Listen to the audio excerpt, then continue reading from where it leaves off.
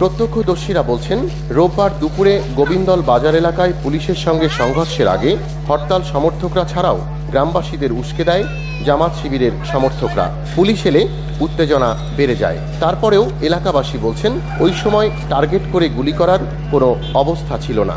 চিকিৎসা সেবা দিতে গিয়েও হয়রানির অভিযোগ এলাকাবাসীর। অল্প বয়সী মাদ্রাসা ছাত্রদের উস্কে দিয়ে সংঘর্ষে জড়ানো হয় বলে অভিযোগ। জামাত শিবিরের সমর্থকরা মসজিদের মাইকে পুলিশের বিরুদ্ধে দ্বন্দ্বে জড়াতে ডেকে আনেন এলাকাবাসীদের। পুলিশ বলছে, হামলায় নিজেরা আহত হলে অ্যাকশনে যেতে বাধ্য হন তারা।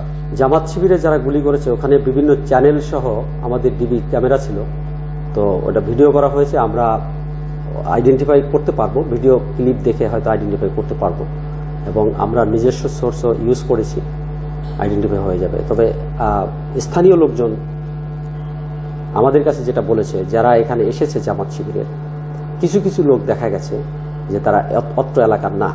ঘটনা তদন্তে মানিকগঞ্জের অতিরিক্ত পুলিশ সুপারকে প্রধান করে 3 সদস্যের তদন্ত কমিটি গঠন করা হয়েছে।